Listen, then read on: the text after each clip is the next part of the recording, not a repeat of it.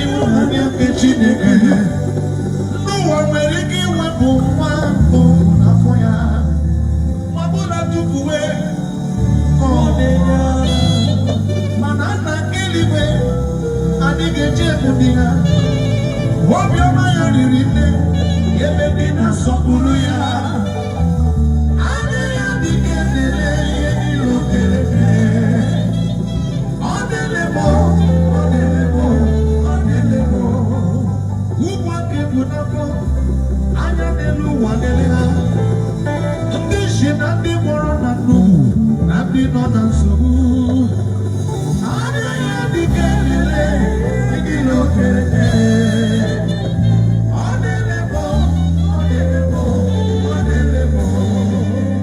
Chukwu na-enye karịa ọbụla ọ na-enye karịa ọ na-enye ọrụ bekee na ụmụ ya nọ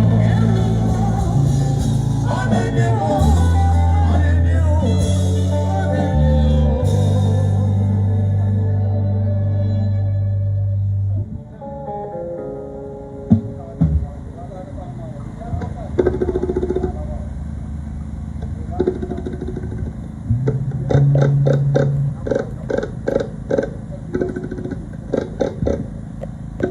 Okay, thank you. You got one eye for the guy Malone. Will it all?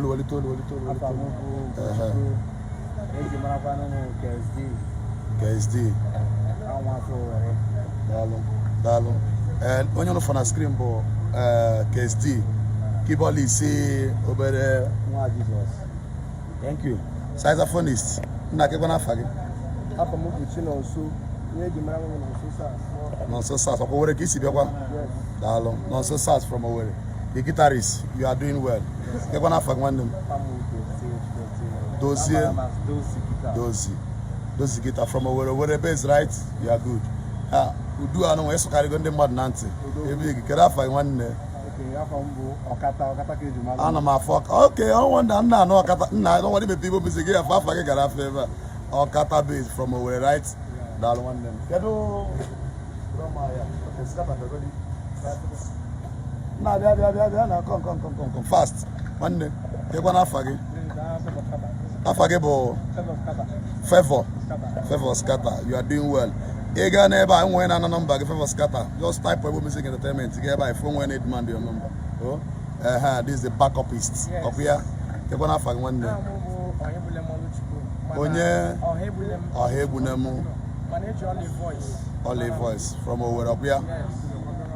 Kedo, you can't put it in. We have no one on this again. This is the drummer, big guy. Kedo find one day. Ebuka. We stage name again. Cause Ebuka can have a bog over Amalo. Okay, fans, this is the drummer Oberenwa Jesus. Ebuka Bafia. One day, thank you. We are calling it a day. Yotago. Dalon. Stay tuned. Because I want to share Beegua. Try and share this music. Abu Hanan is share Beegua now.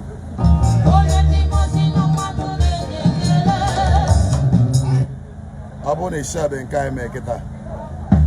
Bambo share. Yotago. Try and share it. Abu is share Beegua. Bambo share. And all your John like it, like a share. Man, share. In this way, you got